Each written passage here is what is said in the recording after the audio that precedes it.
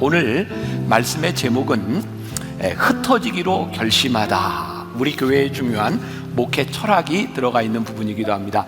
주중에 여러분들에게 앱을 통해서 설문을 물었고요. 대답이 좀 있었는데 이런 걸 물어봤습니다. 교회의 목적은 흩어지는 것이다. OX 이렇게 물었더니 흩어지는 것이다 라고 얘기했던 분이 아마 오늘 오전 오후까지 1150명 정도가 맞나요? 이렇게 대답을 해주셨는데 879명이 교회의 목적은 흩어지는 것이다 이렇게 대답을 했고 23.6%는 아니다. 제가 아무튼 10년 넘게 계속 교회의 목적은 흩어지는 것이다 라고 가르쳤지만 아무튼 23.6%는 그래도 나는 아니다 이렇게 하시는 분들도 괜찮아요. 또 이런 설문을 하나 던졌습니다. 예수님을 제대로 믿으면 축복을 받는다.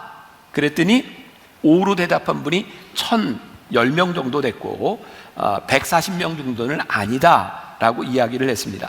오늘 말씀 가운데 중요한 어쩌면 우리들의 이 말씀의 논점이 될 수도 있는 부분인데, 정말 우리들이 예수를 제대로 믿으면 축복을 받는가, 아니면 예수를 제대로 믿으면 핍박을 받는가, 이 부분을 좀 생각해 보려고 하고, 예수를 제대로 믿어서 핍박받는 것이 축복이다 라고 생각한다면 그것은 또 옳은 대답이 될 수도 있을 것 같아요. 오늘 설문을 좀 생각하면서 여러분들이 또 말씀을 좀 들어가면 좋겠습니다.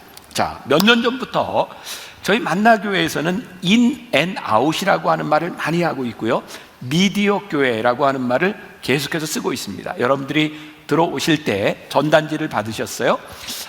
우리가 다른 교회 가서 좀 도와주고 함께 예배 드릴 수 있는 교회 명단, 그리고 자그마한 명함같이 된 부분은 우리 교회 미디어 교회를 여러분들이 소개하고 전도할 수 있도록 여러분들에게 나누어 드렸습니다. 잘 활용하시면 됩니다.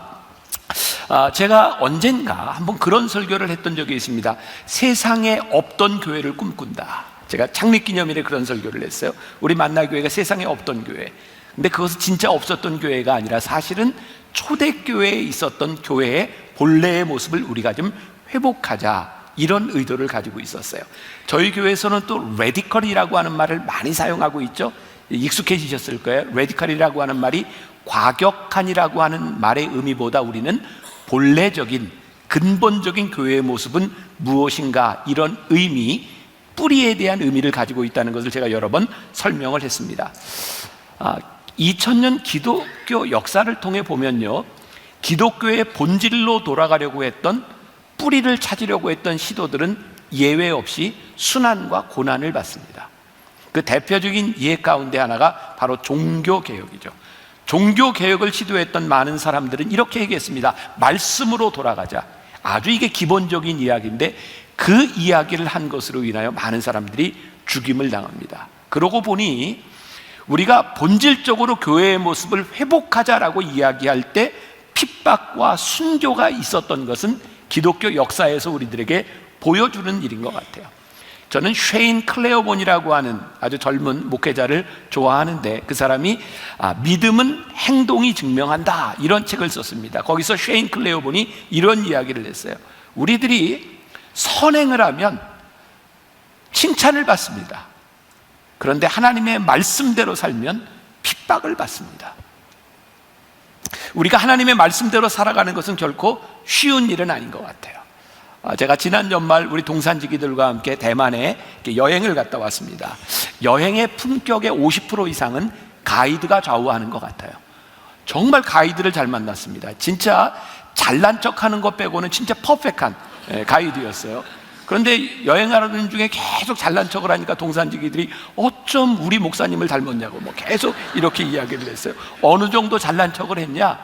대만에 국보급 가이드가 딱 3명 있답니다. 그 중에 자기가 하나래요. 그런데 한 사람은 이미 죽었고 아직 한 사람은 태어나지 않았다. 그런 정도였어요. 제가 그냥 그 이야기를 듣다가, 사실은 이 말씀을 제가 버스 안에서 이렇게 컴퓨터를 보고 있을 때 저에게 그런 생각이 들었어요. 하나님, 저희 교회가 국보급 교회가 되었으면 좋겠습니다. 하나님이 초대교회에 있었고 하나는 아직 오지 않았고 지금 우리 만나교회가 국보급 교회가 되었으면 좋겠습니다. 여러분들 오해하지 마세요. 이것이 어떤 세상적으로 우리들이 잘난 척을 하겠다 이런 것이 아니라, 하나님, 적어도 우리가 하나님의 말씀대로 살아가려고 하는 우리 성도들이 이 교회를 생각할 때 우리 교회는 너무너무 하나님 앞에 자랑스럽고 복된 교회입니다 라고 말할 수 있는 그런 교회를 우리들이 꿈꾸었으면 좋겠다. 근데 그걸 누가 하는가? 우리 성도들이 함께 만들어가는 거죠. 오늘 흩어지기로 결심하다, 이런 제목으로 말씀을 전하려고 하는데, 오늘 본 말씀 1절에 이렇게 되어 있어요. 자, 같이 한번 봉독하면 좋을 것 같아요. 자, 시작. 사울은 그가 죽임당함을 마땅히 여기더라. 그날에 예루살렘에 있는 교회에 큰 박해가 있어 사도회에는 다 유대와 사마리아 모든 땅으로 흩어지니라. 지금 요 말씀 때문에 제가 제목을 그렇게 잡은 거예요. 사울은 그가 죽임당함을 마땅히 여기더라. 그게 누구예요? 최초의 순교자였던 스데반의 죽음으로 인하여 교회가 모든 땅으로 흩어지니라 라고 되어 있어요.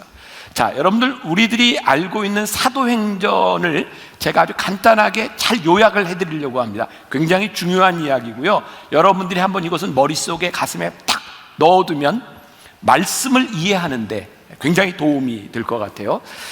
초대교회의 역사는 사도행전 2장의 성령 강림으로부터 시작됩니다. 우리가 잘 아는 사건이에요. 사도행전 2장 2절부터 4절 같이 봉독합니다. 자, 시작. 호련히 하늘로부터 급하고 강한 바람 같은 소리가 있어 그들의 앉은 온 집에 가득하며 마치 불에 혀처럼 갈라지는 것들이 그들에게 보여 각 사람 위에 하나씩 임하여 있더니 그들이 다 성령이 충만함을 받고 성령이 말하게 하심을 따라 다른 언어들로 말하기를 시작하니라. 자, 우리가 잘 알고 있는 성령 강림 사건이었어요. 성령을 받았는데 지금 어떤 일이 일어났냐면 성령이 말하게 하심을 따라 각기 다른 언어로 이야기하기 시작했어요. 성령 역사에 굉장히 중요한 것이 커뮤니케이션입니다. 여러분, 사도행전 2장 5절에 이런 말씀이 있습니다. 그때 경건한 유대인들이 천하 각국으로부터 와서 예루살렘에 머물러 있더니, 예수님이 십자가에 달리시던 그때 예루살렘에는 경건한 유대인들이 세계에서부터 다 모여 있었습니다. 그 사람들이 어떤 사람인지 아세요? 이스라엘 역사에 보면 북이스라엘이 아수르에게 멸망하고 남유다가 바벨로니아에게 멸망해서 포로로 많이 끌려갔습니다. 그런데 페르시아, 성경에는 바사라고 되어 있는데 바사가 온 나라를 통일하면서 이미 끌려왔던 이스라엘 백성들, 그 포로들에게 굉장히 관용 정책을 씁니다. 너희들 돌아갈 사람은 돌아가라 라고 하는데 그 땅에 남아 사는 게 괜찮았어요. 그때부터 디아스포라, 흩어진 유대인들이 생겼습니다. 수백 년의 시간이 흘러가면서 예수님이 십자가에 달리시던 그 당시에 예루살렘에 경건한 유대인들이 모였는데 어떤 문제가 생겼냐면 그들이 유대인이고 경건한 사람들이었지만 수백 년을 이방에서 살면서 언어를 잃어버렸어요. 그들은 그들의 언어를 이야기하고 있었습니다. 성령이 불이 혀같이 갈라지는 일이 일어나면서 제자들이 어떤 말을 하기 시작하냐면 그들의 언어로 이야기하기 시작했고 그들의 언어로 복음을 전하기 시작했어요. 그래서 지금 이 성령이 강림하면서 이게 큰 구경거리가 생겼는데 그 사람들에게 제자들이 복음을 전합니다. 자, 사도행전 2장 14절.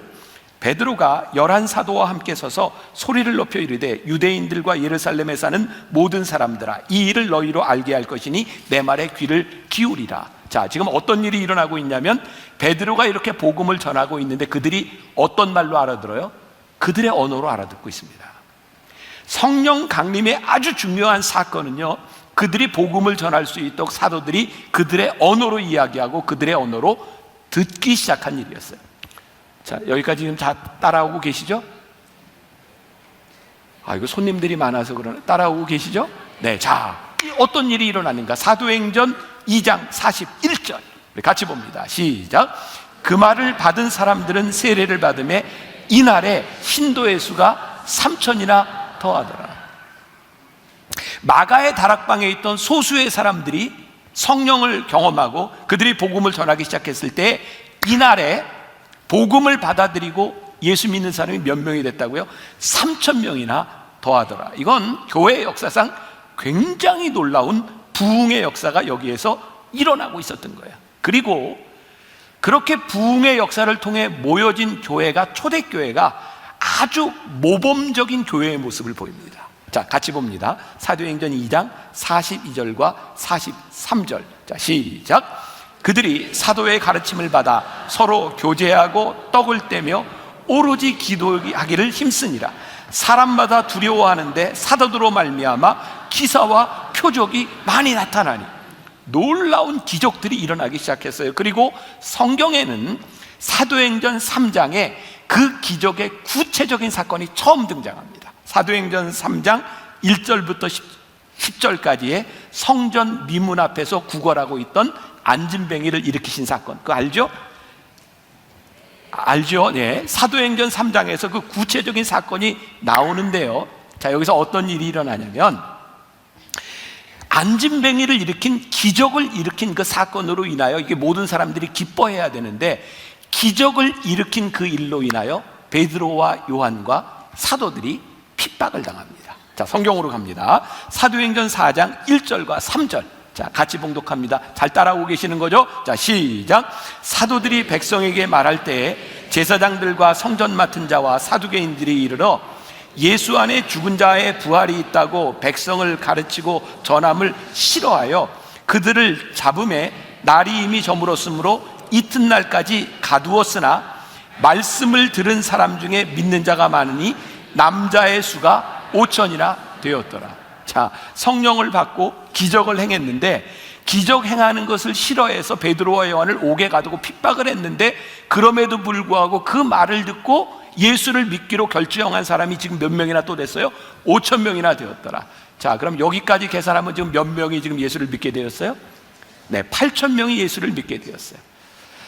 당시 이스라엘 예루살렘의 인구가 8만 명이었다고 합니다. 여러분들 2000년 전에 8만 명이면 굉장히 큰 도시입니다.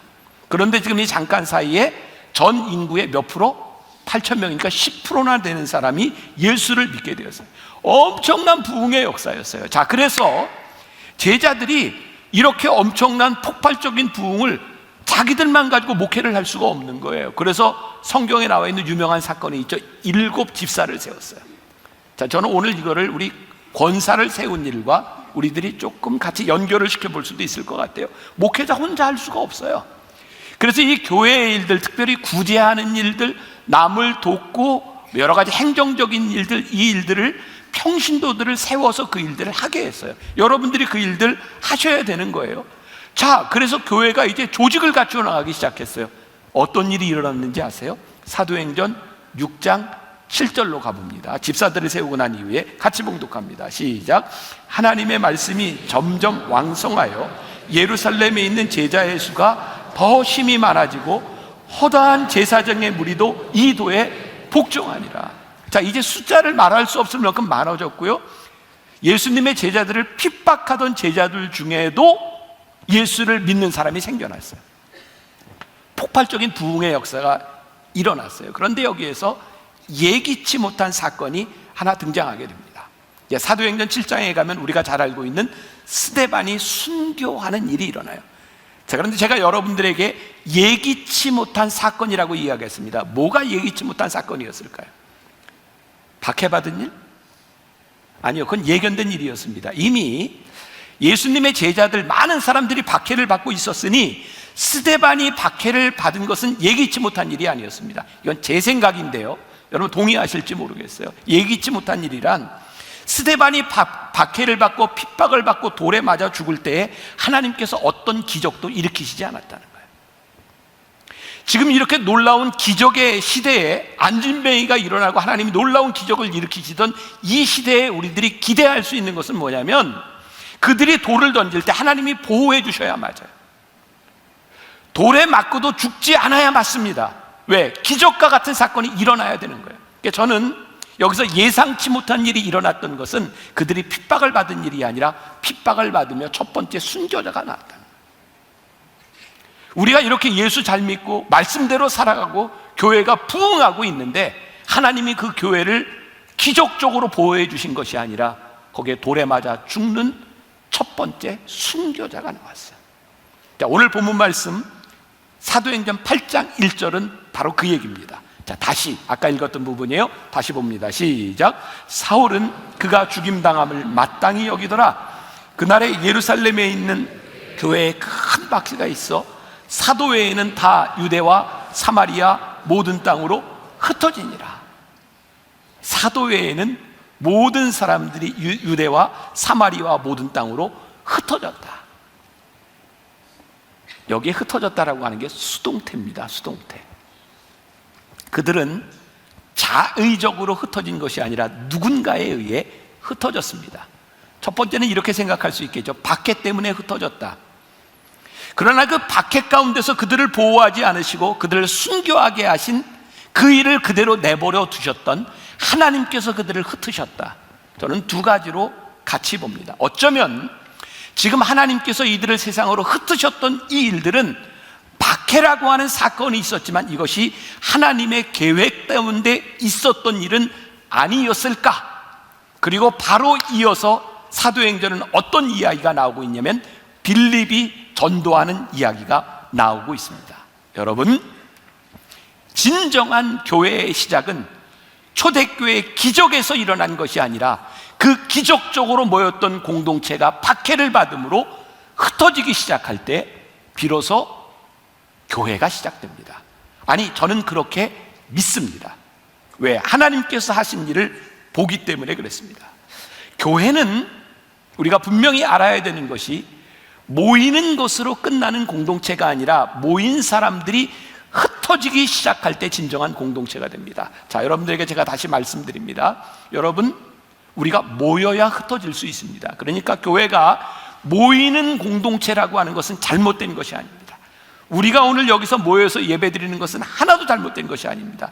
그러나 여기에서 머물러만 있는 것은 잘못된 일입니다. 그래서 교회의 목적은 모여진 우리가 어떻게 흩어지는가에 있습니다. 왜? 초대교회의 역사를 통해서 하나님이 그것을 보여주고 계세요. 자, 오늘 말씀 중에 3절과 4절 말씀 같이 봅니다. 3절 4절 시작.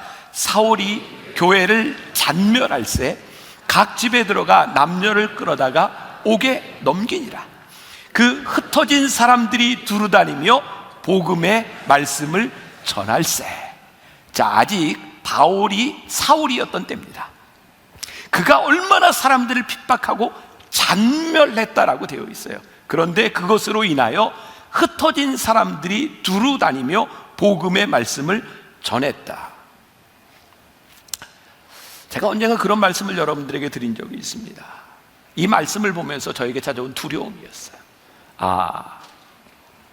우리가 교회의 부흥과 성도들의 교제와 이 좋은 공동체로 우리들이 모여서 예배드릴 때, 그리고 이 공동체가 너무 좋아서 우리들이 여기에 머물러 있을 때 하나님은 어쩌면 억지로 우리를 흩으실 수도 있겠다. 그래서 제가 가끔 하는 말이죠. 좋은 말로 할 때 듣는 게 좋겠다. 하나님이 우리를 억지로 흩으시기 전에 우리들이 하나님께서 우리를 부르신 목적에 합당하게 우리들이 어떻게 흩어지느냐라고 하는 것은 교회의 생명력에 대한 문제예요. 여러분, 교회 기독교 역사를 통해 볼 때 정말 수만 명, 수없이 많이 모였던 그 교회 공동체들이 끝까지 영속하지 못합니다. 왜? 그 모임은 언제든지 끝이 납니다. 중요한 것은 모여진 공동체가 어떻게 하나님의 말씀을 들고 흩어지느냐예요. 그래서 하나님께서 저희 교회에 주신 굉장히 놀라운 비전이 있다고 생각하는 거예요. 그게 뭐냐면 인 앤 아웃이에요. 모여진 우리가 어떻게 흩어져서 교회가 될 것이냐, 그리고 우리가 미디어 교회를 꿈꾸고 있는 거예요. 어떤 미디어 교회? 흩어진 사람들에게 어떻게 복음을 전할 것이냐에 대한 그런 생각들을 하고 있는 거죠. 제가 몇 번 여러분들에게 이야기한 적이 있습니다. 레너드 스윗이라고 하는 미래학자가 교회에 대해서 2000년 역사 가운데서 교회의 흐름을 이렇게 얘기했어요. 초대교회는 미셔널 처치였다. 선교하는 교회였다. 근데 사람들이 모이기 시작하니까 교회에서 뭐를 해요? 미니스트를 냈어요. 교인들을 이렇게 관리하는 일들을 냈어요. 그래서 건물이 필요해서 교회를 짓기 시작했어요. 교회를 짓고 나면 이제 교회를 메인터넌스 해야 됩니다. 망가진 거 고쳐야 되고, 그리고 좁으면 더 넓혀야 되고, 그렇게 교회를 메인터넌스 하다가 유럽의 교회들이 어떻게 되었는가? 다 뮤지엄이 되어버렸어요. 사람들이 유럽을 여행하며 그 큰 교회를 보면 뭐라고 이야기하는지 아십니까? 옛날에 여기 사람이 꽉 찼었대. 놀랍게 호화로운 건물들이 남아있지만 그것들은 다 뮤지엄이 되어버렸어. 그래서 레너드 스윗이라는 사람이 이렇게 얘기합니다. 교회의 생명력은 우리들이 어떻게 다시 미셔널 처치, 선교적 교회로 돌아갈 것이냐에 있다. 우리들이 여기에 모여 있는 것이 중요한 것이 아니라 우리들이 선교적 교회로 우리들이 어떻게 흩어질 수 있을 때 교회의 생명력은 끝까지 남아있는 것이다. 저는 어쩌면 우리 교회에서 지금 인앤아웃, MMP 교회, 미디어 처치 하는 이런 이야기들을 하는 것은 우리 교회 생명력에 대한 이야기이기도 합니다. 인앤아웃, 여러분들에게 이야기를 하면서 인앤아웃은 모여진 공동체가 어떻게 흩어질까에 대한 이야기고요. 미디어 교회는 흩어져 있는 사람들에게 우리들이 어떻게 예배 공동체로 같이 가서 그들로 하여금 다시 우리들에게 돌아올 수 있도록 하느냐에 대한 부분이에요. 그래서 여러분들에게 설문을 하나 물었죠. 혹시 우리 주변에서 잠시 신앙생활을 중단한 가족, 친구, 동료, 이웃이 있다 없다 물어봤더니요, 83.8%나 되는 사람이 우리 주변에 신앙생활을 하다 중단한 사람들이 있대요. 믿음의 공동체에서 떨어진 사람들입니다. 그 사람들에게 우리들이 어떻게 복음을 전할 것이냐, 그래서 여러분들에게 그 명함을 만들어 드린 거예요. 그들에게 떨어져 있지만, 교회에 실망하고 흩어져 있지만 여러분들이 어떻게 이 말씀을 들으며 어떻게 복음에 접할 것인가, 여러분들이 생명력 있게 움직이고 인 앤 아웃하고 말씀을 전하는 사람이 되라는 거예요. 저는 오늘 한국 교회에, 그리고 우리 교인들에게 쓴소리가 필요한 그런 시대를 살아가고 있다고 생각이 돼요.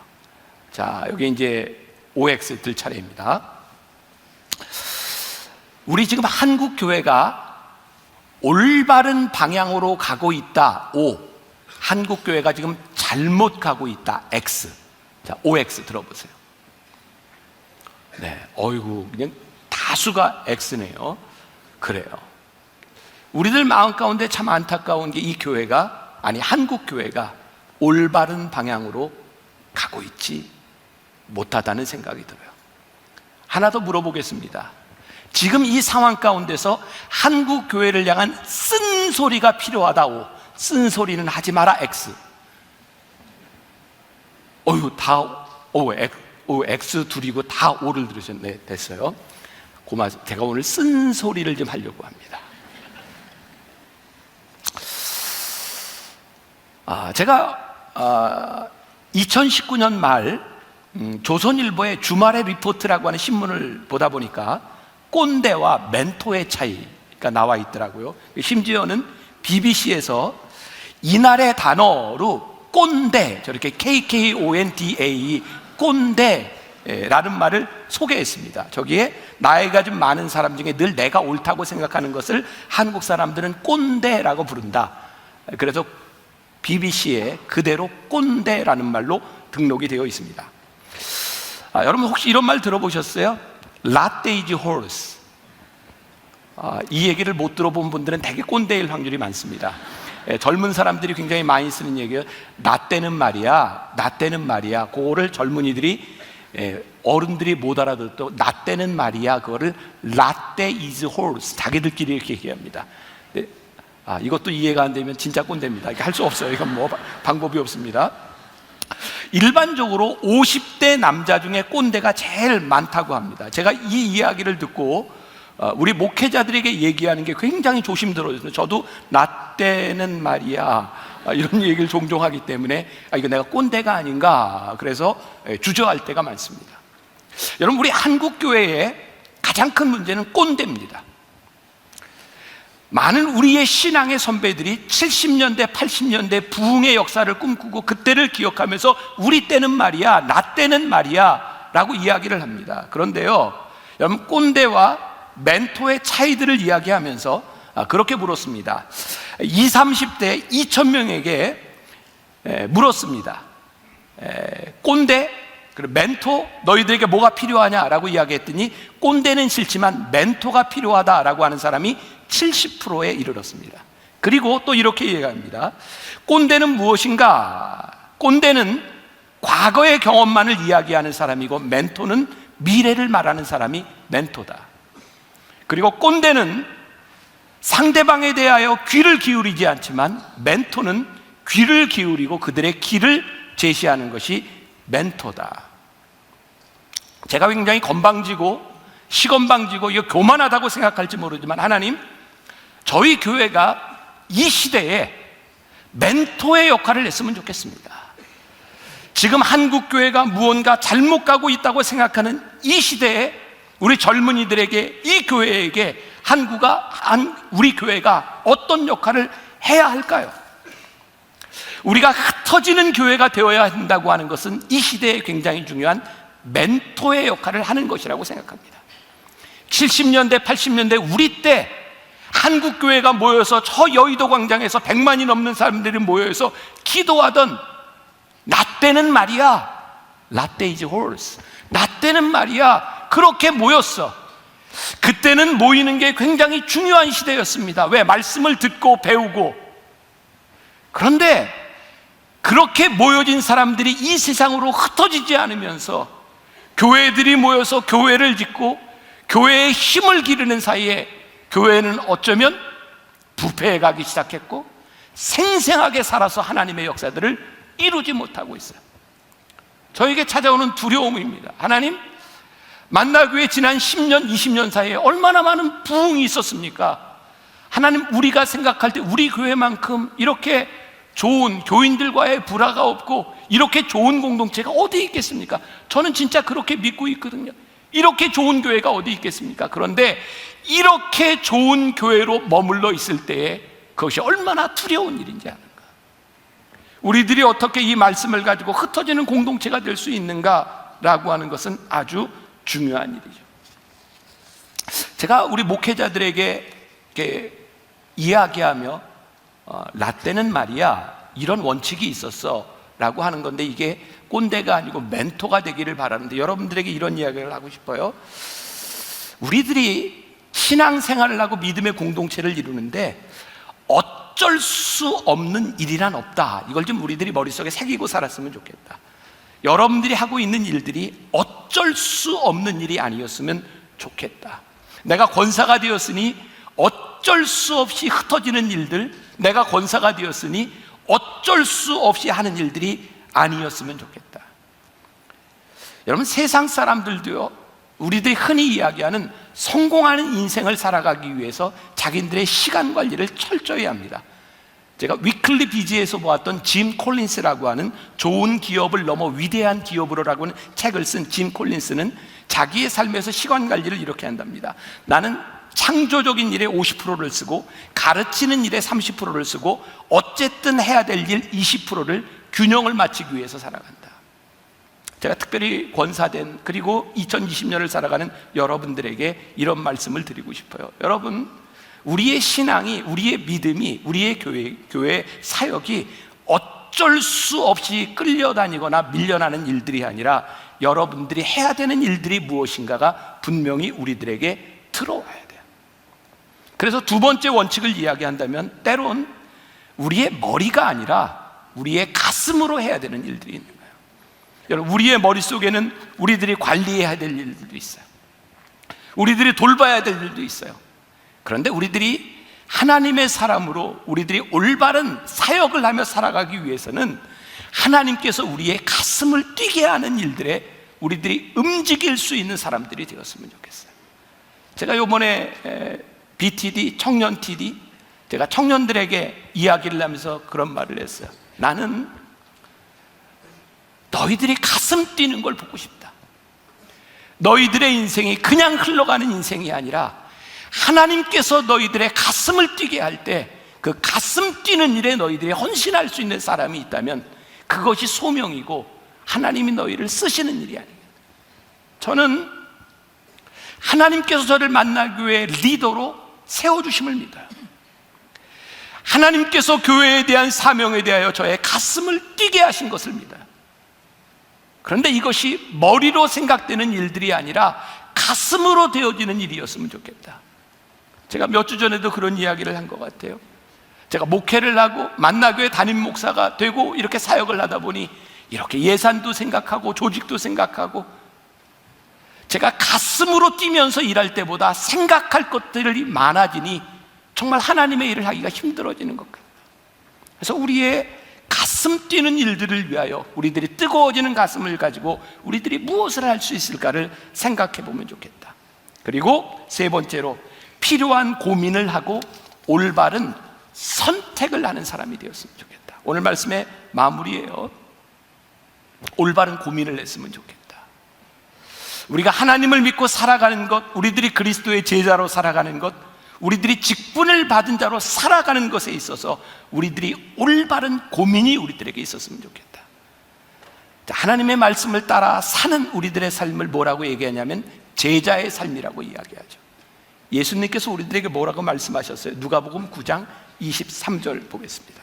같이 봅니다. 시작. 또 무리에게 이르시되 아무든지 나를 따라오려거든 자기를 부인하고 날마다 제 십자가를 지고 나를 따를 것이니라. 제가 요 한 주 전에 또 인상 깊은 책을 하나 보았어요. 디트리 보네포의, 제가 이전에 보았던 책은 성도의 공동생활이었는데 이번에는 나를 따르라 라고 하는 책이었어요. 이 책에 보면 하나님의 백성으로 주님을 믿고 살아가는 우리들에게 두 가지 은혜가 있다고 말합니다. 하나는 값싼 은혜가 있고 또 하나는 값비싼 은혜가 있습니다. 자, 한번 잘 듣고 한번 OX를 한번 해줘 보세요. 조금 말이 어려울 수도 있는데 여러분들이 받은 은혜를 생각해 보세요. 나는 하나님 앞에 거저받은 은혜로 살아간다. O. 나는 값비싼 은혜를 경험하고 살아간다. X. 자, 좀 싼 은혜와 비싼 은혜. 싼 은혜 O, 조금 비싼 은혜 X. 자, 되게 어렵다. 네. 이 OX가 좀 갈라지네요. 자, 갈라지는 게 맞습니다. 제가 오늘 여러분들 결론적으로 좀 이 이야기를 하려고 해요. 우리가 예수님을 믿고 살아간다고 하는 것, 우리들은 하나님의 은혜 때문에 우리들은 살아갑니다. 은혜를 입고 살아요. 근데 디트리 보네포는 우리들이 하나님께 은혜를 입었으니 나는 크리스찬으로 살아간다라고 할 때 잘못하면 우리들의 은혜가 값싼 은혜가 될 수 있다고 생각해요. 왜? 은혜를 입고 살아가니 내가 또 죄를 져도 또 이런 은혜를 입겠지. 그래서 세상 사람들과 별로 구별되지 않는 값싼 은혜의 삶을 살 수 있다고 얘기해요. 그런데 또 다른 은혜의 차원이 있는데 하나님이 우리들에게 값없이 주신 그 값싼 은혜, 아니 값싼이라고 하는 말이 조금 어폐가 있을지 모르지만 그 은혜를 경험할 수도 있지만 우리들에게 진짜 값비싼 은혜가 있는데 내가 하나님의 말씀을 따라 살아갈 때에 이것이 은혜구나라고 느껴지는 은혜가 값비싼 은혜랍니다. 자기를 부인하고 날마다 자기 십자가를 지고 살아갈 때 이것이 나에게 고난이 아니라 이것이 나에게 은혜구나 라고 느껴지는 것이 값비싼 은혜랍니다. 그래서 처음에 물었던 질문 중에 우리들이 예수를 잘 믿으면 축복을 받습니다. 많은 분들이 예수 믿고 축복받기 원해요. 근데 우리들이 받는 그 축복이 무슨 축복이냐가 중요한 거죠. 근데 성경은 우리들에게 분명히 이야기합니다. 너희들이 나를 따라오려거든 네가 내 제자가 되고 내 말씀을 잘 듣고 따르면 그 십자가 지는 거야. 그 고통스러운 거야. 예수를 잘 믿으면 우리 십자가를 집니다. 그런데 그 십자가를 지는 것이 우리들에게 은혜로 고백되어지고, 야, 십자가를 지는 것이 나에게 진짜 복된 일이구나 라고 느껴질 때 우리는 하나님의 값비싼 은혜를 경험하고 살아요. 흩어진다? 어려운 일이에요. 우리들의 머리로 논리적으로 그렇게 쉽지 않은 일입니다. 그런데 그것이 주님의 말씀을 따라 사는 일이기 때문에 우리들이 값비싼 은혜를 경험하기 위하여 말씀을 따라 살아가려는 결심들이 우리들에게 있습니다. 전 지금 한국교회 우리들이 생각하는 이 잘못된 방향으로 가고 있다고 생각하는, 뭔가 쓴소리가 필요하다고 생각하는 건 분명하다고 생각해요. 우리들이 제자의 도와 하나님의 말씀을 따라 살아가는 은혜를 경험하는 것들을 우리들이 잃어버리고 있는 거예요. 우리 이번에 청년 BTD에 왔던 청년 하나가 저에게 심각한 질문을 이야기했어요. 목사님, 묻고 싶은 게 있습니다. 저 하나님 믿는데요, 하나님 살아계시다고 믿는데요, 하나님과 가까워지면 내 인생이 고달파요. 그래서 하나님과 가까워지는 게 싫어요. 제가 하나님과 멀어지면 제 인생이 편안해요. 제가 그래서 그 친구에게 이렇게 얘기를 했습니다. 너에게 구별해야 될 것이 있다.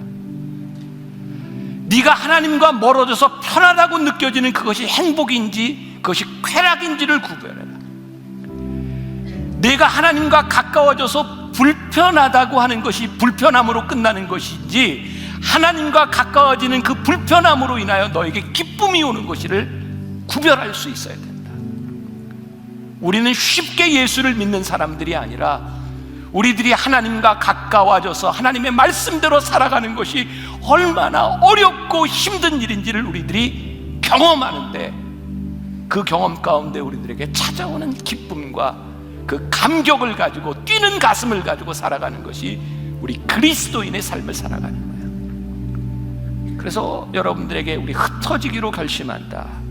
그것은 단순히 그냥 인해 나온 어떤 교회로 가라고 하는 차원을 넘어서서 우리를 부르시고 보내시는 곳에 우리들이 흩어지기로 결심한다. 이것이 여러분들의 사역을 새롭게 2020년을 새롭게 결심하도록 만들 수 있기를 주님의 이름으로 간절히 축원합니다. 아마 우리들의 신앙생활을 하는데 제일 힘든 것이 있다면 그런 걸 것 같아요. 나는 열심히 살아가는데 내 방향이 맞는지 잘 알지 못할 때, 또 내가 살아가고 있는 내 삶에 대한 확신이 들지 않을 때, 또 우리 크리스찬들에게는 내가 참 열심히 기도하는 것 같은데 기도에 응답이 없을 때, 오늘 본문 말씀 바로 그런 고민을 가지고 있었던 욥에 대한 이야기가 나오고 있습니다. 우리가 익히 잘 아는 말씀이죠. 그 중에 이 말씀을 가지고 지은 찬양도 있습니다. 그런 찬양이죠. 나의 길 오직 그가 아시나니, 나를 단련하신 후에 내가 정금같이 나오리라. 나의 길 오직 그가 아시나니, 나를 단련하신 후에 내가 정금같이 나오리라.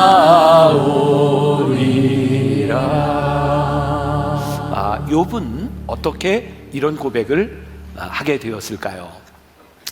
얼마 전에 우리가 잘 알고 있는 리우 올림픽에서 2개의 금메달을 딴 장혜진 선수의 간증 영상을 보게 되었습니다. 2011년, 12년 올림픽 대표 선발전에서 0.5점 차이로 탈락을 하게 되었고, 그때 너무 속상해서 울고 있을 때 어디에선가 들려오던 찬양이 바로 이 찬양이었답니다. 나의 길 오직 그가 아시나니. 이 찬양이 마음에 들어왔던 거예요. 지금 나에게 일어나는 이 일을 알지 못하지만 하나님은 아시는구나. 그리고 다시 마음을 다잡게 되었고, 2016년 리우 올림픽에 나가는 선발전에 가게 되었습니다. 1차 선발전에서 장혜진 선수가 6등을 했어요. 우리나라 대표 선발전에서는 1, 2차전 합계로 3등 안에 들어야 대표가 된답니다. 6등을 했다고 하는 것은 절망적인 상황이었어요. 그때 아버지에게 이렇게 전화를 했답니다. 아빠, 나 이제 교회 안 다녀요. 하나님 안 믿으면 성질도 내고 내가 하고 싶은 거 할 텐데 성질도 못 내고 너무 힘들어요. 그때 아버지가 이렇게 대답을 했답니다. 내 믿음의 분량이 그 정도밖에 안 되니 그렇다. 그 말이 어떻게 들렸는지 모르지만 장혜진 선수는 회개하기 시작했고 다시 2차전에 나가서 1등을 합니다. 그래서 간신히 3등으로 국가대표 선발전에 국가대표가 돼서 나가게 되죠. 어떤 생각을 하세요? 만일 이 장혜진 선수가 이번에도 또 떨어졌다면 어떤 고백을 했을까요? 지금은 굉장히 감사한 마음으로 하나님이 나를 여기까지 인도하셨다고 고백하고 있지만, 떨어졌다면 어떤 고백을 했을까요? 저는 분명히 우리들의 삶에, 우리들이 알지 못하지만 하나님은 계획을 가지고 계시는 분이라는 것을 저는 믿습니다. 오늘 여러분들에게, 우리들에게 이 고백이 있느냐에 대한 문제인 거죠. 자, 오늘 본문 말씀, 욥의 유명한 고백 이전의 8절과 9절 말씀을 우리들이 주목해서 볼 필요가 있는데, 그런데 내가 앞으로 가도 그가 아니 계시고 뒤로 가도 보이지 아니하며 그가 왼쪽에서 일하시나 내가 만날 수 없고 그가 오른쪽으로 돌이키시나 볼 수 없구나. 신앙인들에게 제일 힘든 상황, 이런 상황인 것 같아요. 하나님의 임재가 느껴지지 않는 거예요. 하나님이 보이지 않는 거예요. 내가 주님 안에 있다면 내가 이거 견딜 수 있을 것 같은데 그것이 보이지 않는 것, 그것이 참 힘든 상황인 거죠. 사실 이번에 말씀을 준비하면서 저에게 많이 와닿았던 찬양이 있습니다. 바로 임재, 그것을 생각하게 하는 부분인데요. 굉장히 좋은 찬양입니다. 우리 한번 같이 불러보면 좋을 것 같아요. 우리 코로나 바이러스로 마음도 우울한데 우리 하나님의 임재 한번 찬양하면 좋겠습니다. 내 모습 이대로.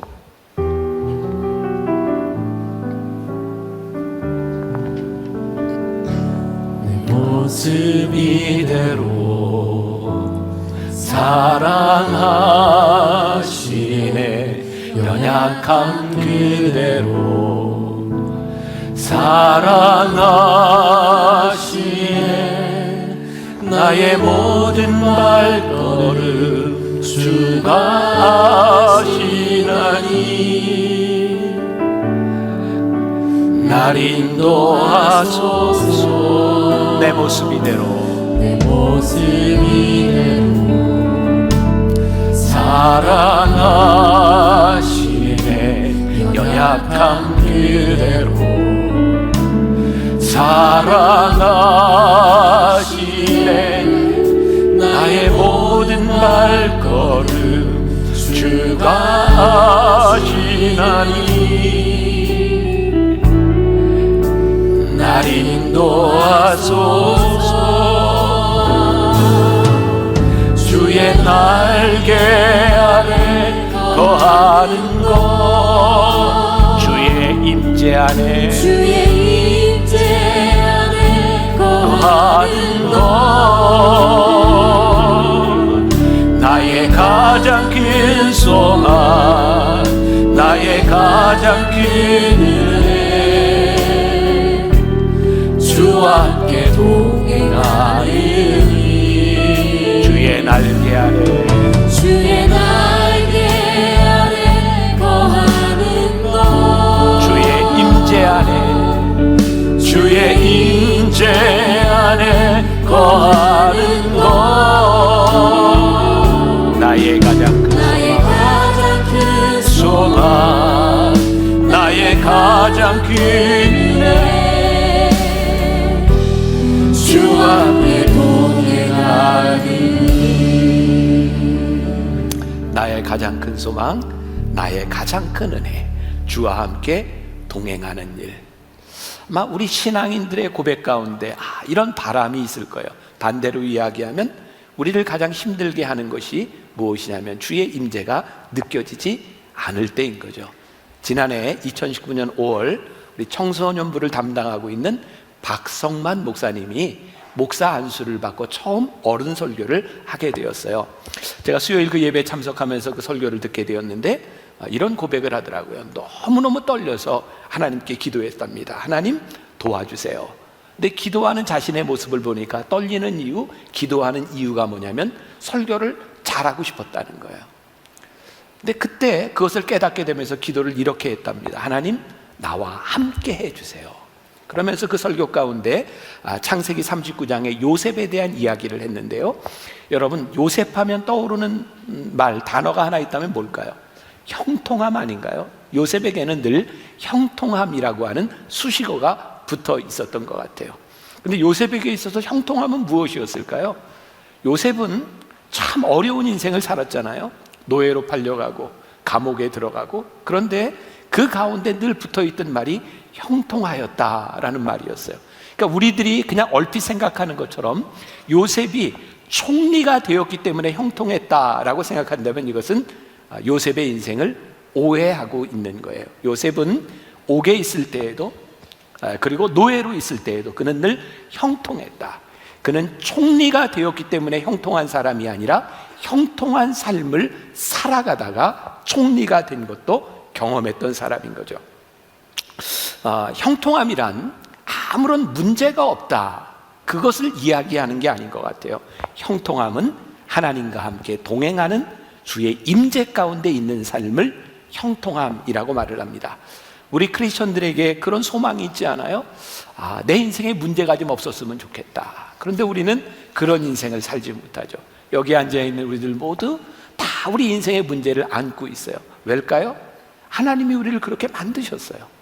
문제 없는 인생으로 만드신 것이 아니라 문제 있는 인생 가운데서 어떻게 하나님과 동행할 것이냐로 우리의 인생을 만드셨기 때문에 우리 인간들은 문제 없는 인생을 살 때 형통함을 느끼는 것이 아니라 하나님과 동행할 때 형통함을 깨닫게 되는 거예요. 오늘 욥에게 있어서 얼마나 막막한 상황입니까? 나의 가는 길 그가 오직 아시나니, 이 고백을 하기 전에 8절과 9절에서 욥의 마음으로 한번 보세요. 그런데 내가 앞으로 가도 그가 아니 계시고 뒤로 가도 그가 보이지 아니하며 그가 왼쪽에서 일하시나 내가 만날 수 없고 오른쪽으로 돌이키시나 배울 수 없구나.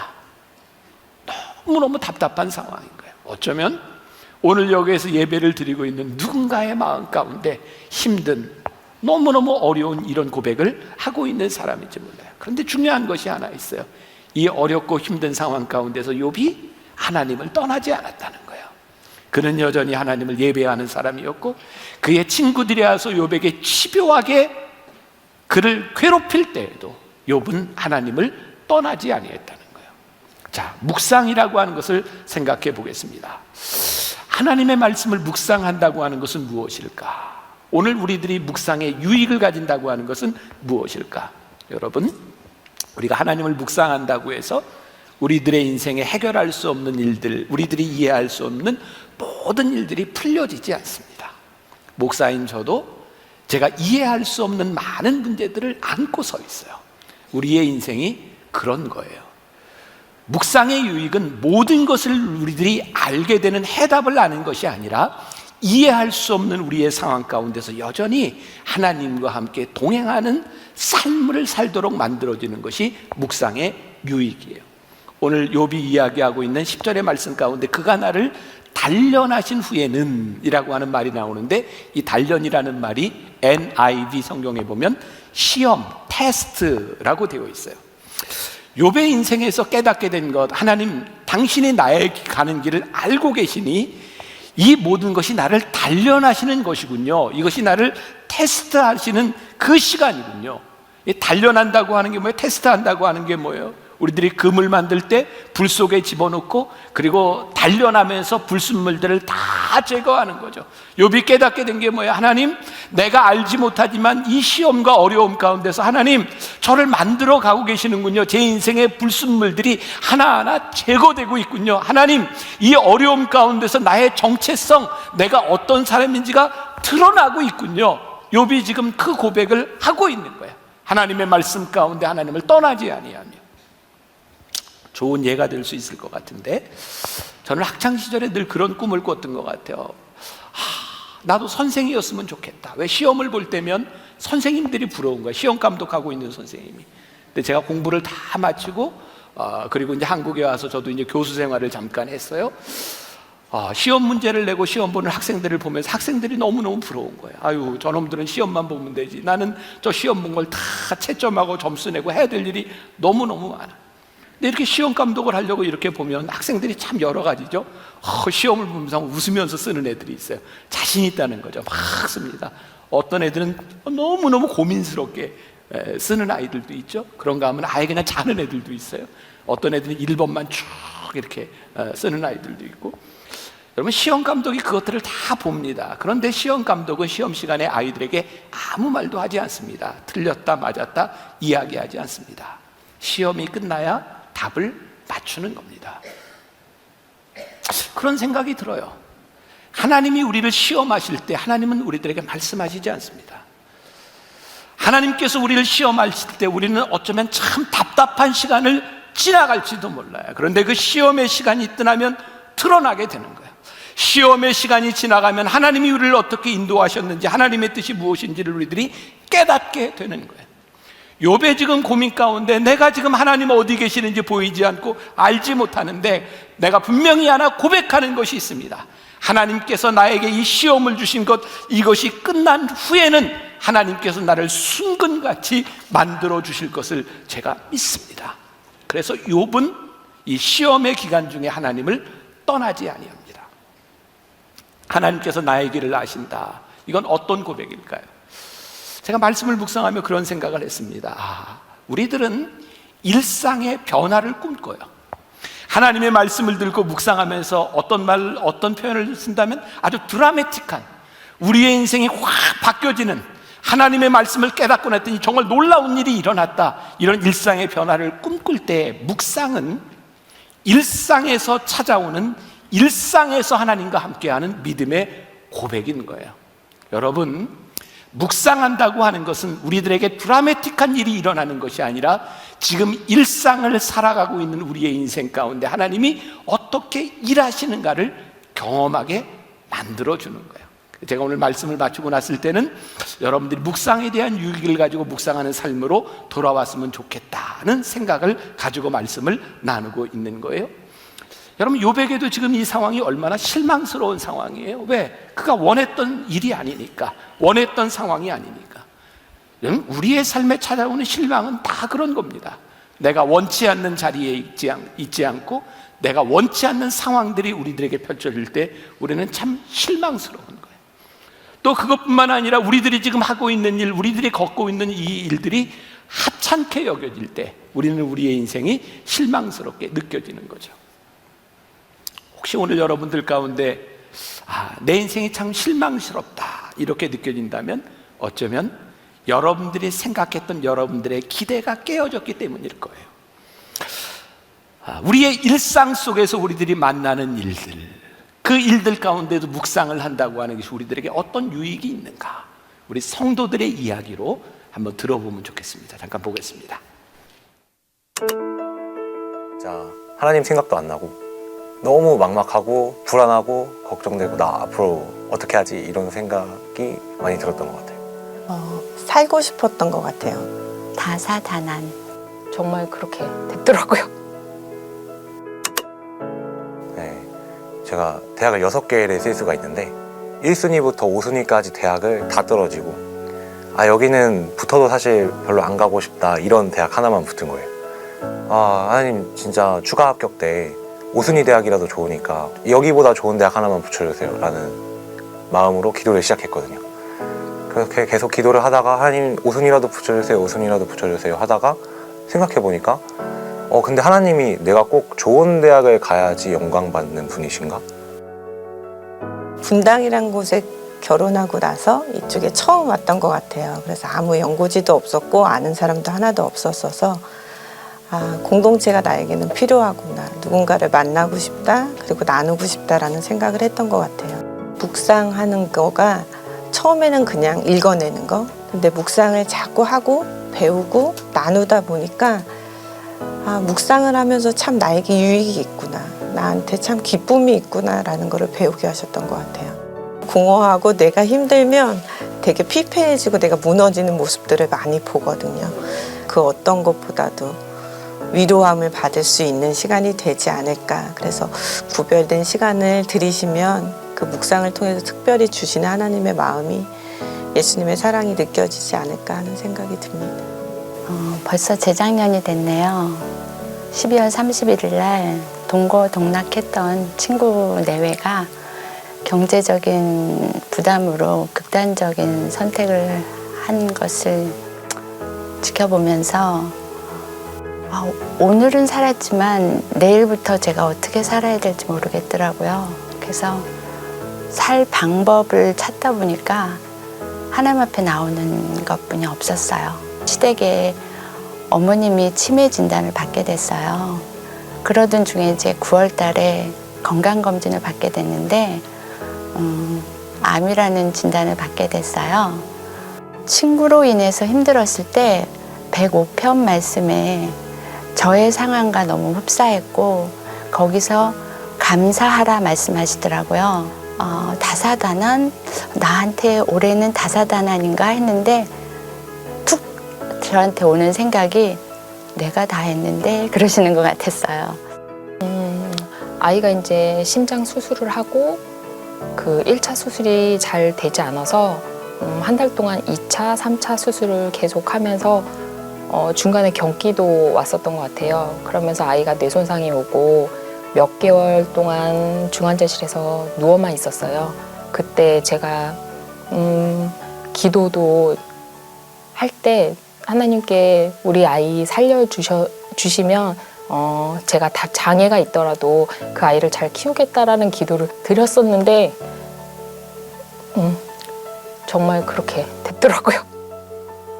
힘이 됐던 말씀이 시편 121편 말씀인데요. 여호와께서 너를 지켜 모든 환난을 면하게 하시며 또 내 영혼을 지키시리로다. 그 말씀에 힘을 받아서 제가 또 기도하고 묵상할 수 있었던 것 같아요. 때에 찌든 창문을 닦아내는 것 같은 그 창문으로 들어오는 하나님의 빛을 마주하는 게 저에게는 묵상이라고 생각합니다. 그리고 예수 그리스도의 사랑이 얼마나 큰지 나에게 깨닫게 되는 시간. 하나님과 저만의 시간. 신호등이요. 빨간불이 켜져 있을 때는 갈 수 없고 초록불일 때는 하나님이 허락하신 길이니까 발걸음을 내딛지 않을까 그런 생각이 들었어요.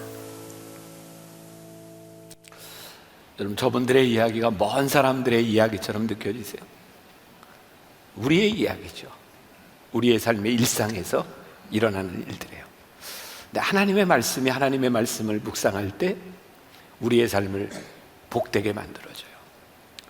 우리가 묵상한다고 할 때 우리들의 신앙생활을 하면서 큰 오류를 하나 범하고 있는데 그것은 우리들의 인생에 드라마틱한 일을 꿈꾼다는 거예요. 아니요. 말씀은 우리로 하여금 일상을 붙들어 주는 거예요. 다시 욥의 이야기로 들어와서 그가 느꼈던 8절과 9절의 말씀, 어떤 마음이었을까? 그런데 내가 앞으로 가도 그가 아니 계시고 뒤로 가도 보이지 아니하며 그가 왼쪽에서 일하시나 내가 만날 수 없고 그가 오른쪽에서 돌이키시나 배울 수 없구나. 하나님은 앞에서도 일하시고 뒤에서도 일하시고 옆에서도 일하시는데 욥에게 그 하나님이 보이지 않는 거예요. 욥이 그 하나님을 느낄 수 없는 거예요. 아마 우리들이 느끼는 많은 답답한 심정 같은 그런 마음이었을 거예요. 저는 이 부분을 이렇게 표현합니다. 사실은 하나님의 부존재, 하나님이 존재하지 않으시는 것이 아니라 존재하시는 하나님을 느끼지 못하는 것이 우리들에게 참 힘든 일이구나. 묵상은 우리로 하여금 일상 가운데서 하나님을 느끼도록 하는 신앙의 삶으로 우리를 이끌어 주시는 거예요. 다시 한번 드라마틱, 하이라이트. 우리들은 그 스포츠 경기를 보면서 하이라이트 이런 장면들을 가끔 봅니다. 조회수가 굉장히 많습니다. 정말 놀라운 장면들이 나오죠. 한번 우리의 인생에, 우리의 가슴에 남아있는 멋진 하이라이트 한번 볼까요? 저 모습을 보면서 어떤 생각을 해요? 참 위대한 선수들인데요. 어쩌면 저 순간은 저 위대한 선수들에게 있어서도 일평생 한 번밖에 찾아주지 못할 그런 기회인지 몰라요. 저 위대한 순간보다 더 중요한 것이 있습니다. 그들이 저기에 서기까지, 저기에 올라갈 때까지 그들은 어떻게 살았을까? 정말 우리들 눈에 보이지 않는 수많은 그런 시간들을 통해서 저 선수들은 저기에 가 있고 인생에 한 번 올까 말까한 하이라이트를 우리들이 보고 있는 거죠. 자, 우리의 신앙이 그래요. 성경에 나오는 위대한 인물들을 봅니다. 와, 어떻게 저렇게 위대한 인생을 살았을까? 그런데 사실 그 위대한 결단을 내리고 위대한 인생을 살았던 신앙인들에게 있어서 그 순간보다 더 중요한 것은 그 순간이 올 때까지 하나님과 동행하며 끊임없이 하나님을 따랐던 그들의 인생입니다. 우리들의 눈에 들어와야 되는 것은 저 하이라이트가 아니라 그 하이라이트가 있기 전에 보이지 않는 그들의 삶이 우리들 속에 들어와야 되는 거죠. 여러분, 묵상은 우리들에게 아주 큰 유익을 가져다 주는데, 이 묵상을 통해서 하나님과 우리들이 동행하기 시작할 때 우리들의 삶에 기대감을 가지게 된다는 거예요. 자, 한번 여러분들에게 한번 물어봅시다. OX 준비 한번 해보세요. 어떤 걸 물어볼까? 자, 믿음으로 내가 살아간다면 나는 끝까지 하나님을 기대하며 견딜 수 있다. O. 나는 견딜 자신이 없다. X. 하나, 둘, 셋. 저는 한 사람 빼고, 저는 두 사람 빼고 O. 이야, 됐어요. 10시 배와 토요일 배와 아주 다른 사람들이 여기 앉아 있네요. 자, 하나 더 물어보겠습니다. 내가 기다리면 그 기다림의 결과는 늘 good, 좋다. 아니면 좋지 않을 수도 있다. 좋다, O. 그렇지 않을 수 있다, X. 오, 또 여긴 특별히 X가 또 많네요. 네, 됐어요. 마음대로니까. 자, 이야기를 좀 할게요. 자, 기다림. 이 기다림은 요행 혹은 행운 이런 것하고는 조금 다른 차원의 문제인 것 같아요. 우리가 하나님 앞에서 기다릴 수 있다고 하는 것은 하나님을 기대하는 마음이 생긴다고 하는 것은요, 하나님에 대한 믿음과 우리들이 연결되어 있는 부분이기도 합니다. 기다림은 굉장히 지루합니다. 그런데 이 기다림이 지루하지 않고 소망을 가질 수 있는 것은요, 하나님께 대한 분명한 믿음과 기대가 있을 때 그런 거죠. 그런데 우리는 주변에서 참 믿음이 좋아 보였던 많은 사람들에게서 그 믿음이 어느 날 허물어지는 모습을 보기도 합니다. 성경에도 그런 모습은 많이 있습니다. 예를 들어서 누가복음 1장에 보면 세례 요한의 어머니였던 제사장 사가랴와 엘리사벳에 대한 이야기가 나오거든요.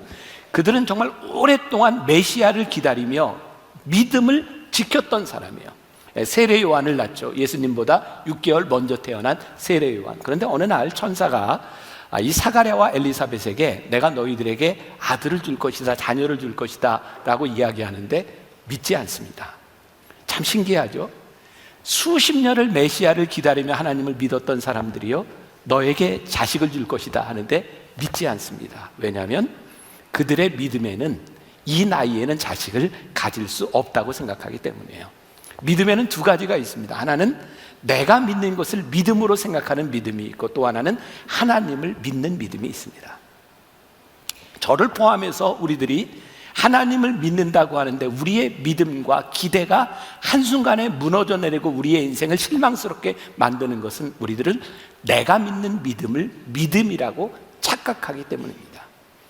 우리가 묵상을 통해서 하나님과 동행하게 될 때 우리들에게 가장 큰 유익은 내가 믿는 믿음에서 끝나는 것이 아니라 하나님이 어떤 분이신지를 알아가기 때문에, 오늘 욥이 고백했던 것처럼 하나님이 보이시지 않는 것 같지만 그가 나를 단련하신 후에는 그가 나의 길을 아시기 때문에 그가 나를 순금같이 만들어 내실 것이라고 하는 그 믿음을 가지고 그 어려움 가운데서 끝까지 소망을 놓지 않는 믿음을 가지게 되는 거예요. 진정한 기대가 없는 믿음은 허망한 것이죠. 말씀을 우리들이 묵상하는 가장 큰 유익, 말씀과 함께 살아가기 시작할 때 말씀에서 하나님의 손길이 보이고, 하나님의 손길이 보이기 시작할 때 드디어 일하시는 하나님이 우리들 눈에 보이게 되는 거예요.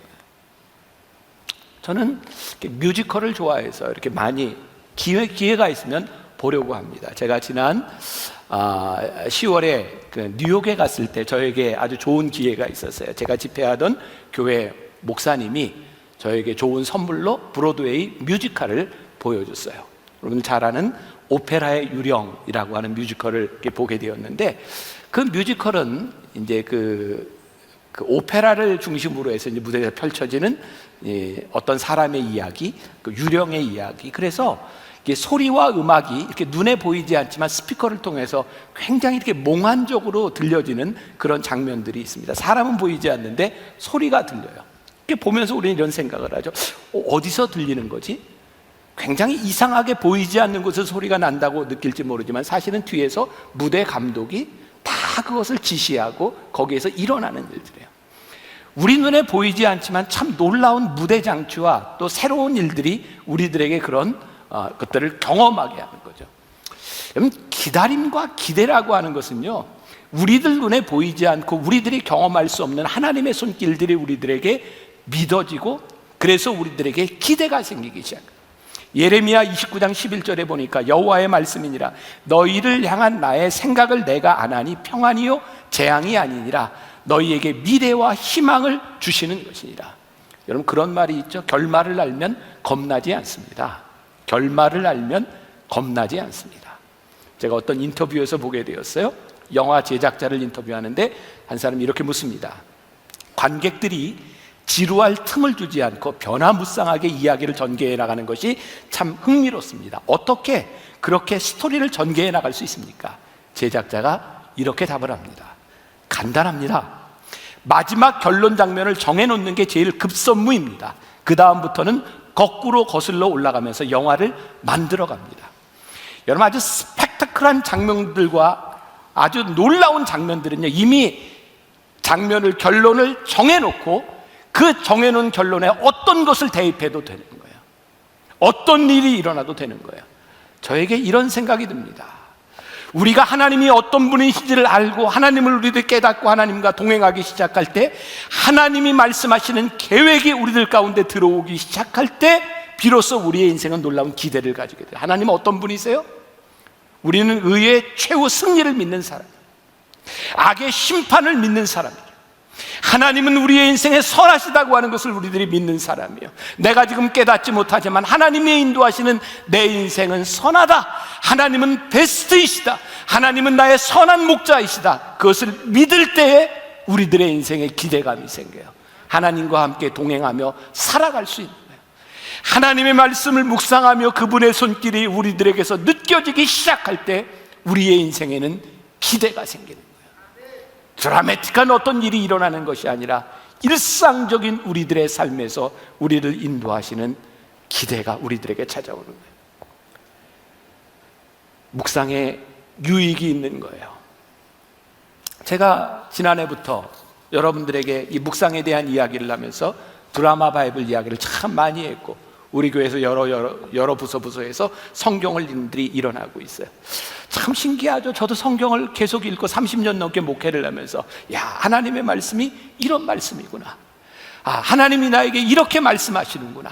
그 말씀이 우리들에게 깨달아지는 것, 그 말씀이 우리들에게 적용되는 것이 얼마나 귀한 일인지 몰라요. 우리의 인생에는 늘 기회들이 찾아와요. 여러 일들이 생겨요.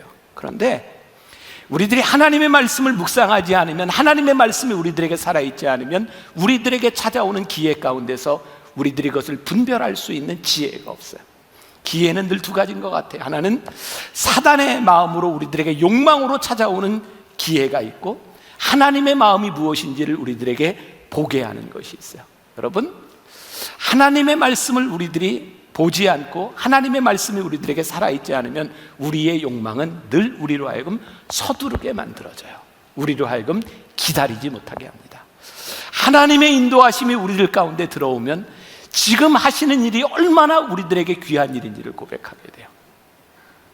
저는 오늘 이 원고를 오래전에 몇 달 전에 써놓은 원고예요. 그런데 여기 보니까 지금 저와 뉴욕에서 만났던 두 분이 함께 예배를 드리고 있는데 참 신기하죠. 제가 원고를 이렇게 써놨어요. 지난해 제가 맨하탄에서 어떤 분들을 만나며 그런 얘기를 한 적이 있어요. 하나님이 조금만 지금 일찍 만나게 해주셨더라면 참 좋았을 텐데. 얘기하다가 이런 얘기를 했어요. 그런데 지금 생각해 보니까 지금이 그때라. 저에게 그런 생각이 들어요. 여러분, 하나님께서 여러분들에게 만나게 하시는 그 사람이 오늘 여러분들에게 얼마나 귀한 사람이고, 오늘 여러분들에게 일어나는 그 일이 하나님께서 얼마나 기가 막히게 우리들의 인생을 이끌어 가시는 그 시간인지를 우리들이 믿기 시작할 때 우리들의 인생에 기대가 생기는 거예요. 그래서 제가 아름다움의 기다림의 미학이라고 하는 말을 제가 써봤어요. 야, 하나님의 말씀을 묵상하며 우리들의 기다림이 복되다고 생각하고 하나님의 말씀이 우리들 가운데 살아있을 때 이건 진짜 복된 우리들의 인생이구나. 제가 원칙을 세우기로라고 하는 시리즈로 여러분들과 말씀을 나누면서 제가 이런 원칙을 가지고 살았으면 좋겠다 몇 가지를 나누고 있습니다. 우리들이 말씀을 묵상하며 살아가기로 결정할 때 우리들에게 이런 원칙이 있었으면 좋겠다. 첫 번째, 내가 신실하게 약속을 지키며 살아가는 사람이 되겠습니다. 이게 여러분들에게 원칙이 되었으면 좋겠다. 신실하게 약속을 지키며 살아가겠다. 이게 무슨 말이에요? 하나님의 말씀을 볼 때, 하나님의 약속을 볼 때 내가 신실하겠습니다. 여러분, 하나님의 말씀은요, 우리를 늘 옳은 길로 인도하세요. 그런데 옳은 길에 가장 큰 장애가 되는 것이 뭔지 아세요? 좋은 것입니다. 우리가 하나님의 말씀을 신실하게 붙들지 못하면 우리는 옳은 길보다 좋은 길을 선택할 때가 많이 있어요. 신실한 하나님의 약속을 우리들이 믿을 때 우리는 옳은 길을 가요. 하나님은 어떤 분이세요? 하나님은 우리를 빠른 길로 인도하시는 분이 아니라 늘 옳은 길로 인도하신다. 이 믿음이 우리로 하여금 말씀을 붙들고 살아가게 해요. 두 번째, 우리들이 해야만 되는 일과 하고 싶은 일을 좀 구별할 수 있는 지혜가 있으면 좋겠다. 하나님의 말씀을 볼 때, 하나님의 말씀을 듣고 우리들이 따라갈 때 이게 말씀 안에서 해야만 되는 일인가 아니면 내가 하고 싶은 일인가를 구별할 수 있는 지혜가 우리들 가운데 들어와야 돼요. 하나님은요, 누구나 쓰실 수 있어요. 그런데 아무나 쓰시지는 않습니다. 하나님의 말씀 앞에 우리들이 해야만 되는 일을 하는 사람이 될 때 하나님이 우리를 쓰실 수 있지, 우리들이 하고 싶은 일을 하는 사람, 말씀을 떠나는 사람을 쓰실 수가 없어요. 기억하십시오. 하나님은 누구나 쓰실 수 있지만 아무나 쓰시지는 않습니다. 세 번째, 말씀을 따라 사는 것 쉽지 않습니다. 그러나 그 말씀이 나를 세워주신다는 믿음의 원칙을 가지고 살아가십시오. 신앙인이요, 말씀을 가지고 살아가는 것 어렵습니다.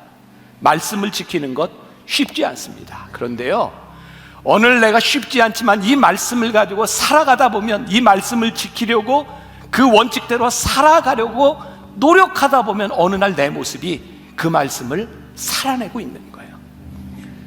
이 말씀을 사는 것이 쉽지 않지만 그 말씀을 살아가면 그 말씀이 우리를 지켜주는 것을 경험하게 될 것입니다. 이 원칙을 가지고 여러분들의 믿음의 기대를 가지고 말씀을 묵상하는 유익을 경험하는 여러분들이 되었으면 좋겠습니다.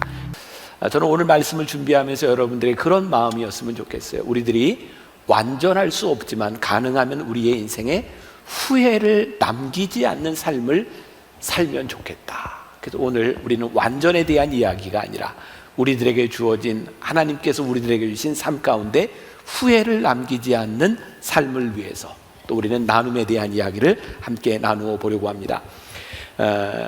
호주에 가면 원주민들이 있는데요, 그 원주민들은 달이 뜰 때 이그러진 달이 있죠. 만월이 아니라 이그러진 달을 보면서 이런 표현을 한답니다. Dreaming, 꿈이 있다는 거예요. 이그러진 달을 보면서. 왜냐하면 이 달은 점점 더 차오를 것이기 때문에 그렇죠. 우리들 중에 어떤 누구도 부족함이 없는 사람은 없습니다. 그런데 부족함이 그냥 부족함으로 끝나는 것이 아니라 그것을 채울 수 있는 우리의 꿈이 있었으면 좋겠다. 우리들에게는 늘 부족함이 있어요. 그것이 우리의 인생이에요. 특히 가난에 대한 문제, 도움에 대한 문제에 있어서도 성경은 우리들에게 명백하게 이야기하는 것이 있는데, 가난은 이 땅 위에서 사라질 수 있는 것으로 성경은 이야기하지 않습니다. 또한 가난을 악이라고 보지도 않습니다. 성경은 우리들에게 그 가난을 우리들이 어떻게 채워갈 것이냐에 대한 이야기를 계속해서 하고 있는 거예요. 또 다시 이야기한다면 우리들이 살아가는 날 동안 우리의 인생 가운데 가난에 대한 문제는 절대로 해결될 수 없는 문제입니다. 그런 문제들 가운데서 우리는 어떻게 그것을 채워갈 것이냐를 우리들에게 이야기하고 있죠. 우리 인생에는 여러 가지 문제가 있겠지만 저는 두 가지의 문제를 오늘 본문의 기초에서 생각해 봅니다. 하나는 우리들의 삶에 늘 불화가 있다는 거예요. 모르겠어요. 여러분들이 이번 설에 만나서 다 그냥 가족들 만나서 좋은 일만 있었는지 아니면 아무것도 아닌 일을 가지고 약간의 갈등이 있었는지 모르겠어요. 제가 미국에서 공부를 하고 딱 나올 무렵에 그 미국 교회에는 굉장히 유행하던 하나의 프로그램이 있었습니다. 그게 뭐냐면 Conflict Management라는 거였어요. 어떻게 우리들이 갈등을 관리할 것인가. 우리들의 삶은요, 참 많은 갈등들이 있습니다. 문제는 그 갈등이 해결되지 않는 것이죠. 그래서 요즘 제가 젊은이들에게 이게 결혼 주례하면서 가끔 그런 이야기를 하죠. 많이 들어보셨을 거예요. 결혼 생활을 하면서 싸우지 않는 방법을 가르쳐 주지 말고 잘 싸우는 방법을 가르쳐 줘라. 왜? 안 싸우고 살 수는 없으니까 잘 싸우는 것이 우리들에게 필요하다는 거죠. 성경은 우리들의 이 갈등에 대한 문제, 이 불화에 대한 문제를 어떻게 해결하라고 말씀하고 있는가? 오늘 본문에 잠깐 언급이 되어 있어요. 화목제물을 드리는 제사를 통해서 5절, 6절, 7절 말씀 제가 한번 읽어드립니다. 너희는 화목제물을 여호와께 드릴 때 기쁘게 받으시도록 드리고 그 제물을 드리는 날과 이튿날에 먹고 셋째 날까지 남았거든 불사르라. 셋째 날에 조금이라도 먹으면 가증한 것이 되어 기쁘게 받으심이 되지 못하고. 이 말씀을 제가 좀 설명을 할게요. 저에게 성경 공부 프로그램 중에 믿음 생활이라고 하는 교재를 제가 이렇게 쓴 게 있는데 거기에 보면 이 부분을 제가 좀 언급을 했어요. 이재철 목사님이 쓰신 새신자반에 나오는 그런 내용이기도 한데요. 화목제물에 대한 거예요. 여러 가지 제사가 있었어요. 5가지 제사가 있었는데 그 중에 화목제물은 제사를 드리고 난 후에 사람들이 함께 음식을 나누어 먹을 수 있는 그런 제사였어요. 그런데 여기에 아주 중요한 원칙을 알려주고 있는데 제사를 드리고 난 날, 그날 그리고 그 다음 날까지 너희들이 제사 드린 제물을 다 나누어 먹어라. 셋째 날이 되면 그것을 먹으면 너희들이 가증한 것이 되어 내가 그 제사를 받지 않겠다. 유일하게 함께 나누어 먹을 수 있는 이 화목제물이에요. 소를 제물로 드리는데 당시에 소 한 마리가 한 600kg 정도 나갔다고 합니다. 그러니까 600kg 정도 되는 소를 제물로 드리고 함께 나누어 먹으려면 그 당시의 사람들을 생각한다면 아마도 그 동네에 있는 사람들이 다 와서 먹어야 이틀 동안 먹을 수 있었을 거예요.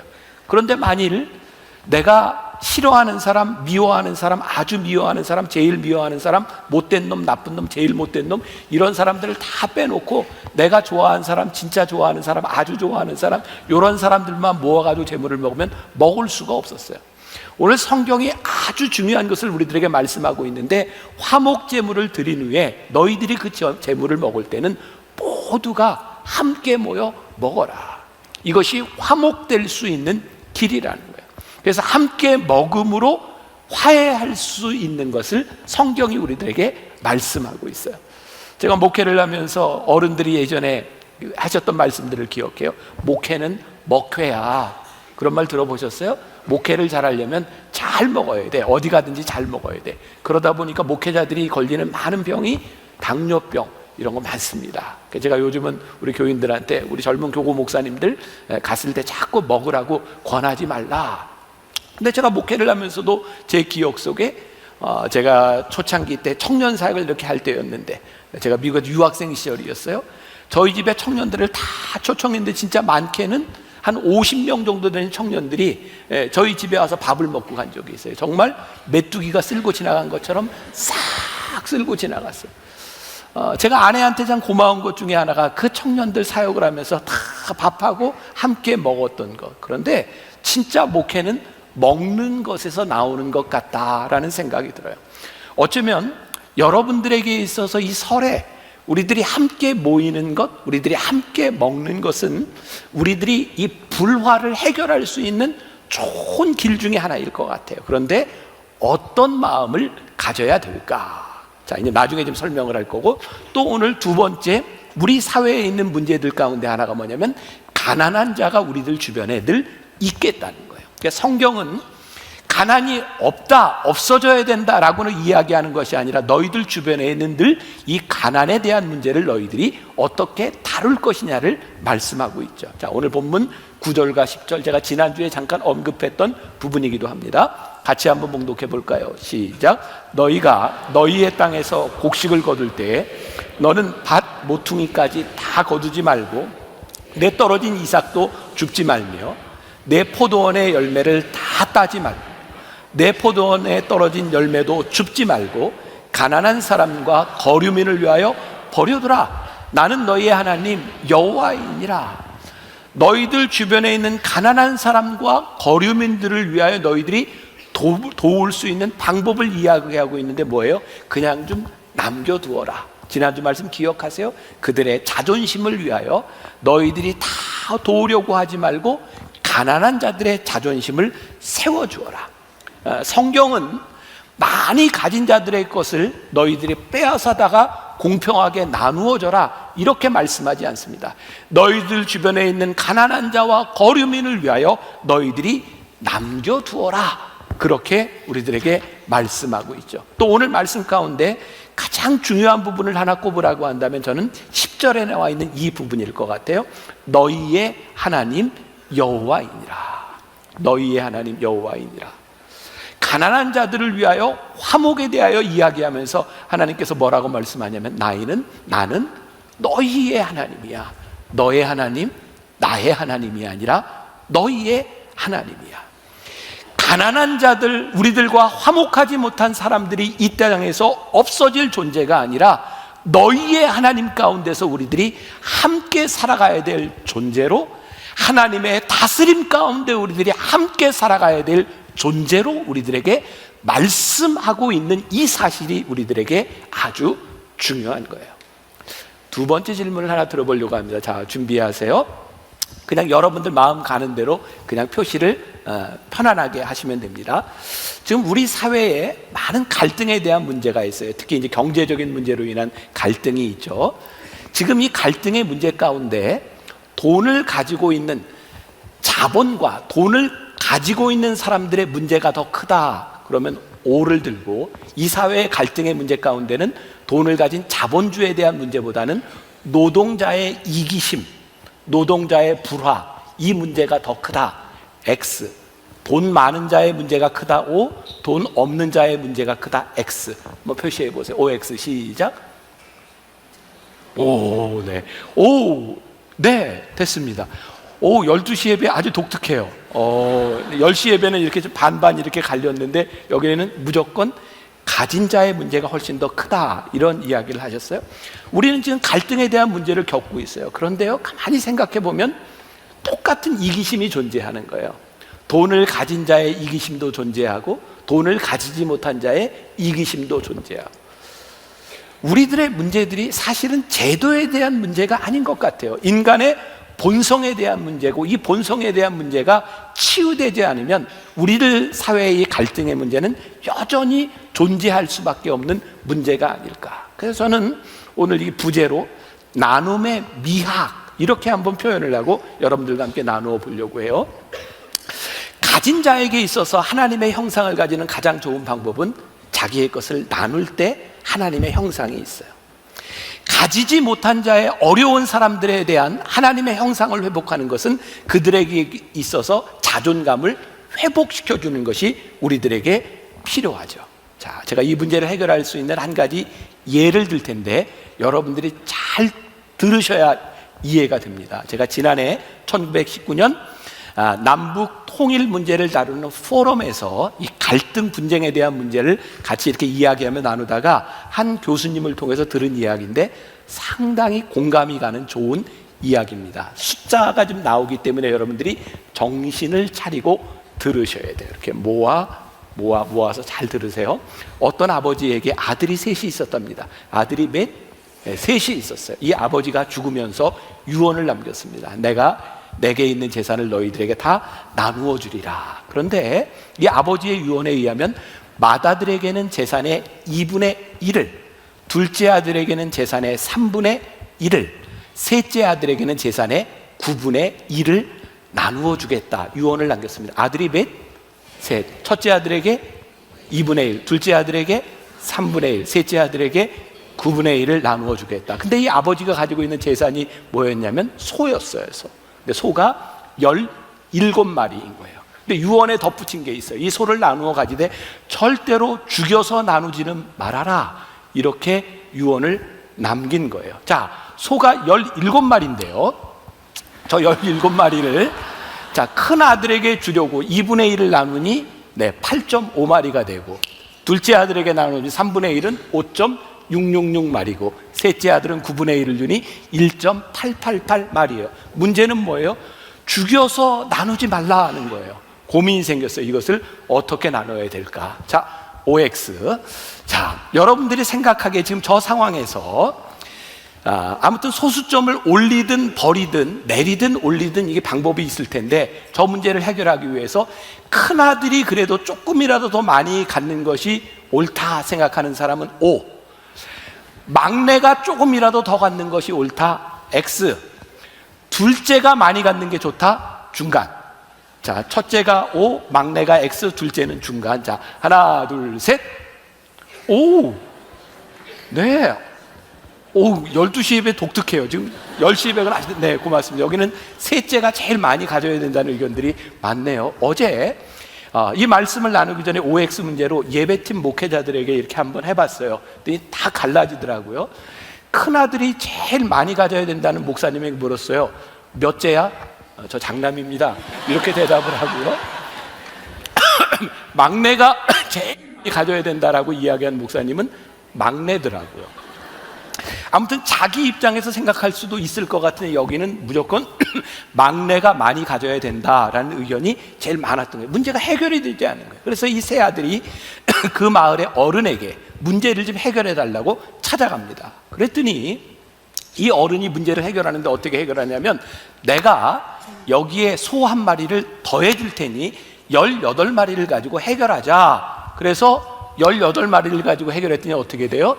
첫째 아들의 2분의 1은 9마리, 둘째 아들의 3분의 1은 6마리, 막내 아들의 2분의 1은 2마리가 됐어요. 다 더해보니까 몇 마리가 됐어요? 17마리예요.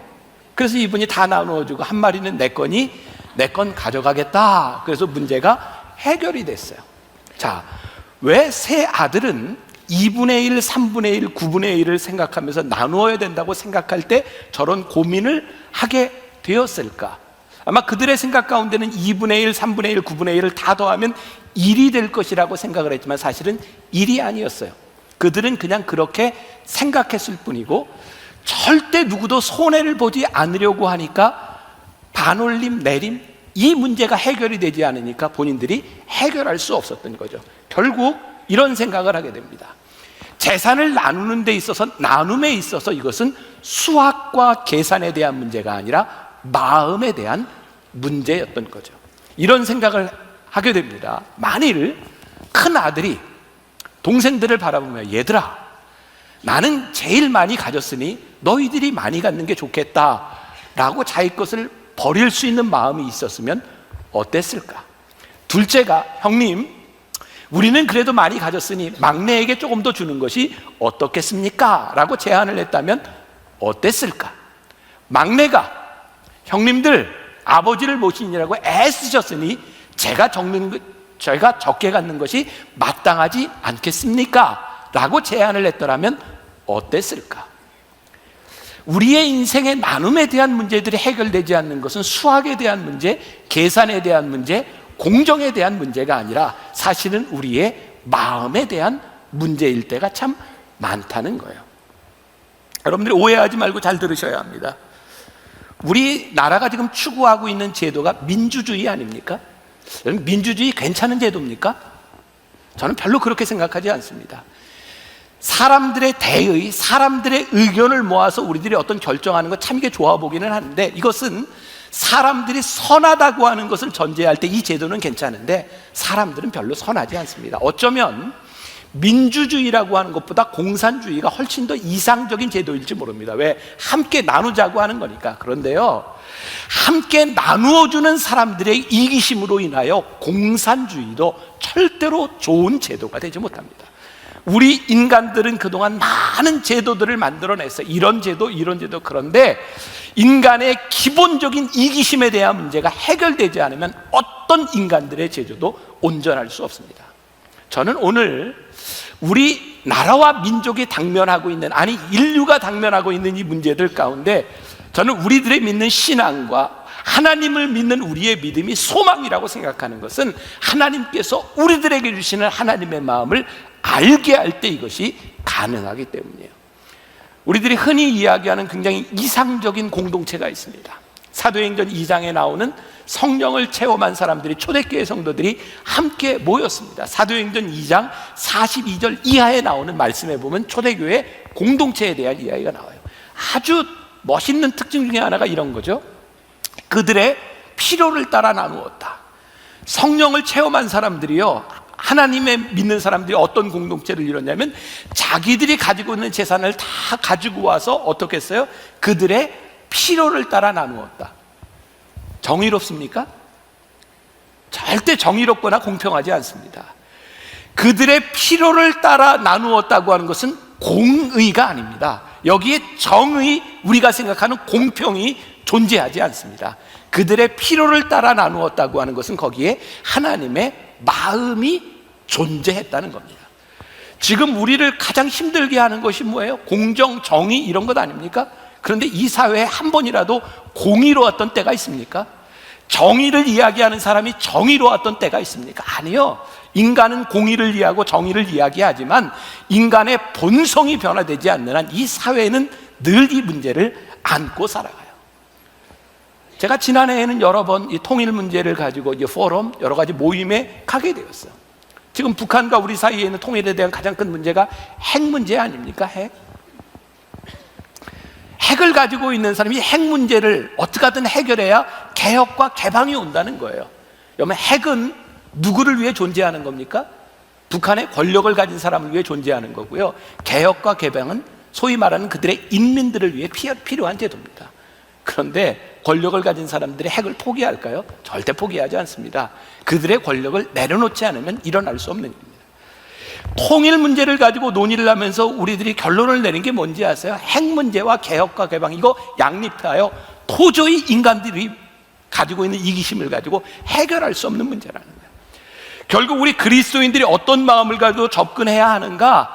하나님의 마음을 가지고 우리들이 차근차근 접근하지 않는다면 제도와 권력에 대한 문제를 가지고는 이것은 풀어낼 수 없는 문제라는 거예요. 우리 사회의 가장 비극적인 일이 뭡니까? 지난 70년 동안 6.25 이후에 우리 사회는 아주 극명하게 나누어져 있었어요. 갈등이 존재하고 있어요.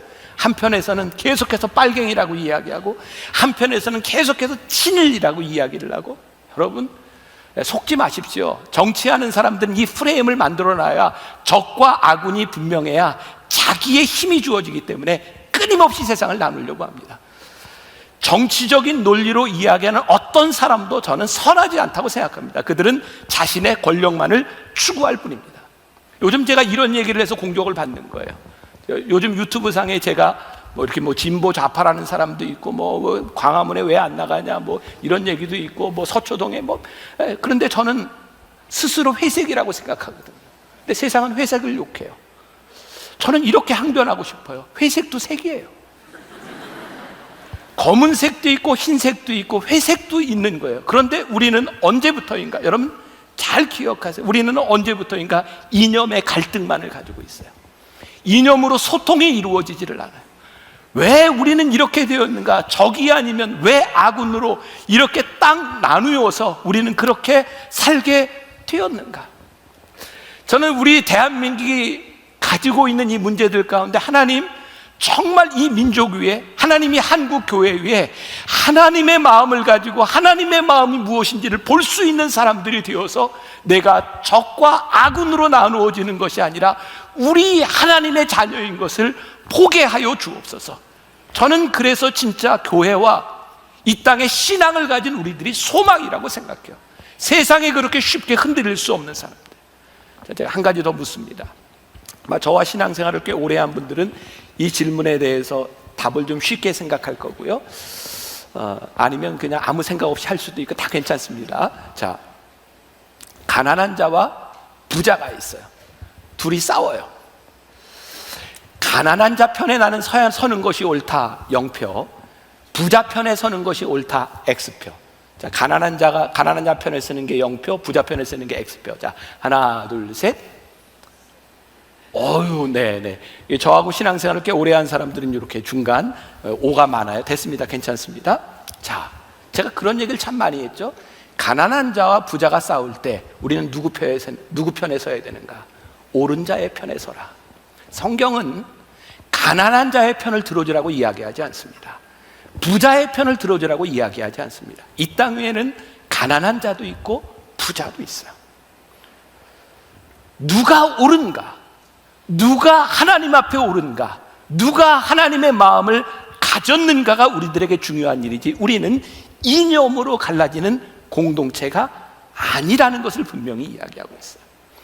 제가 10여 년 전에 월드 휴먼 브리지라는 NGO 단체를 만들었어요.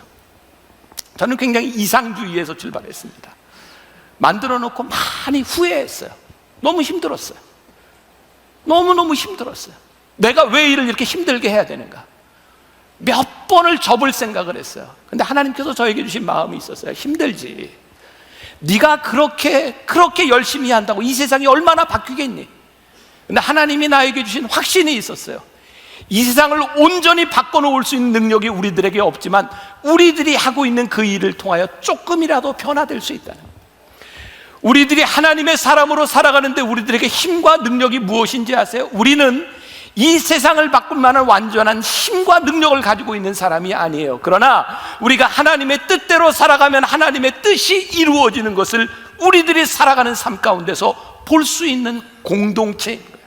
그러면 신학적으로 이야기해서 조금 어려운 이야기인데 우리들이 살고 있는 이 나라, 하나님의 나라에는 아주 묘한 긴장관계가 존재하는 거예요. 뭐냐면 영어로 already와 그리고 yet라는 거예요. 하나님께서 이미 우리들에게 하나님의 나라를 선포하셨어요. 그런 의미에서 이 땅은 하나님의 나라가 이루어져야 되는 거예요. 그런데 이 땅에 하나님의 나라가 아직 임하지 않았어요. 왜? 우리는 아직 부족하고 우리들이 죄 가운데 있으니까. 그래서 우리들이 신앙생활 한다고 하는 것은 어떤 긴장관계를 가지고 있냐면 이미 선포된 하나님의 나라를 가슴에 품고 있는 우리가 아직 이 땅 위에 이루어지지 않은 하나님의 나라 가운데서 하나님의 나라를 선포하는 긴장관계 가운데 살아가는 거예요. 여러분, 우리들이 완전할 수 있다고 생각하면 우리는 아무것도 하지 못할 거예요. 그러나 하나님께서 우리들에게 하나님의 나라를 꿈꾸게 하신 것으로 인하여 우리들이 고민하고 말씀을 붙들고 살아가는 것을 통해서 우리는 소망을 가지고 살아갈 수 있어요. 제가 요 근래 참 인상 깊게 이렇게 보는 책이 있는데 여러분 김형석 교수 아시죠? 그 연재되고 있는 글인데 100세를 살아보니 그분의 글을 보면서 야, 참 저렇게 신앙을 저렇게 끝까지 지킬 수 있는 게 참 귀하다라는 생각을 하는데 그분이 쓴 책 중에 가장 최근에 나온 책이 뭐냐면 교회 밖 하나님의 나라라는 책입니다. 거기에 이런 이야기가 하나 나옵니다. 여러분들 침묵이라고 하는 소설을 아세요? 영화로도 나왔고 앤또 슈샤쿠가 쓴 침묵이라고 하는 책인데 이 책은 17세기 일본에 있었던 기독교인 박해에 대한 이야기입니다. 일본의 가장 큰 박해는 16세기 막부 시대 때 왔는데요. 여러분들 도요토미 히데요시 아시죠? 도쿠가와 이에야스 시대에 가장 큰 캐톨릭의 박해가 왔습니다. 정말 많은 사람들이 죽었어요.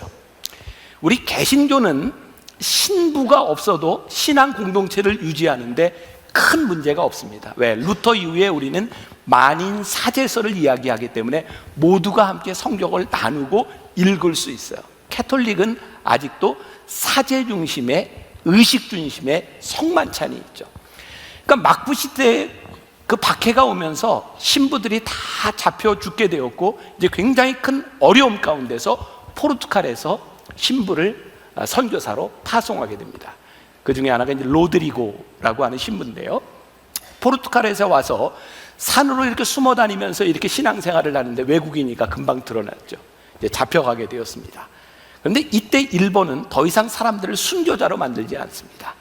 여러분 기독교 순교의 역사를 보면 참 신기하죠. 10명을 죽이면 100명의 크리스찬이 생기고 100명을 죽이면 1000명의 크리스찬이 생겨요. 이게 죽여서 될 문제가 아니라는 걸 알죠. 그래서 어떤 정책을 쓰는가? 배교자를 만들어요. 그래서 사람들을 다 잡아다 놓고 그 당시에 로드리고 신부에게 뭐라고 이야기하냐면 여기 예수님의 얼굴이 새겨진 이 동상을 내가 밟고 지나가면 저 사람들을 다 살려주겠다. 그때 고민을 하죠. 이렇게 고민합니다. 주님, 제가 어떻게 해야 합니까? 제가 밟으면 저 사람들이 살겠고 밟지 않으면 저들이 죽는데 어떻게 할까요? 무엇이 옳은지 고민하던 그 순간 결국 이 로드리고 신부는 배교를 선택합니다. 내가 예수님의 동상을 밟고 가면 저 사람들이 다 살 수 있으리라. 그리고 그 동상을 밟고 가는 그의 귓전에 이런 음성이 들립니다. 밟아라. 내 발의 아픔을 내가 제일 잘 알고 있다. 밟아라. 내가 세상에 온 것은 너희들의 아픔을 나누기 위해서이다. 그래서 십자가를 짊어진 것이다. 김영석 교수는 이렇게 이야기를 합니다. 인간을 사랑할 수 있는 것이 기독교이고 인간을 사랑할 수 없다면 이게 기독교가 아니구나. 자, 여러분들 여기 오해하지 말고 잘 들으세요. 순교가 잘못됐다는 이야기가 아닙니다. 순교하고 우리의 목숨을 걸고 신앙을 지키는 것 귀한 일입니다. 그러나 이 신부의 입장에서 예수님이 이 땅에 우리를 위해 십자가를 지셨던 그 마음을 가지고 내가 혼자 배교하면 이 사람들이 살릴 수 있다고 하는 그 마음 때문에 배교하는 그 마음은 하나님을 배신한 것이 아니라 그가 십자가를 지는 심정으로 예수님의 동상을 밟고 지나가고 있는 거예요. 우리들에게 많은 것들을 고민하게 만드는 장면입니다. 여러분, 우리는 우리의 믿음을 지키기 위해 기꺼이 순교할 수 있고 우리의 목숨을 버릴 수 있고 우리의 신앙을 지켜야 되는 것이 옳은 일입니다. 그런데 만일 우리의 신앙을 지키는 것 때문에, 내 신앙 때문에 누군가가 아픔을 당하고 누군가가 힘들어하는 것을 외면하고 있다면 우리는 굉장히 이기적일 수 있다는 거예요. 이 책은 우리들에게 많은 것들을 생각하게 만들어요. 옳고 그름에 대한 이야기가 아니라. 그냥 오늘 말씀 가운데 이렇게 이야기하죠. 너희의 하나님, 나는 너희의 하나님이야. 아프고 고통당하는 그 사람의 하나님이고 너의 하나님이고 모두의 하나님이야 라고 우리들에게 말씀하고 있어요. 우리 교회 원로 장로님 아들 가운데 한 분이 아프리카에서 30년 넘게 선교사로 사역을 하고 있어요.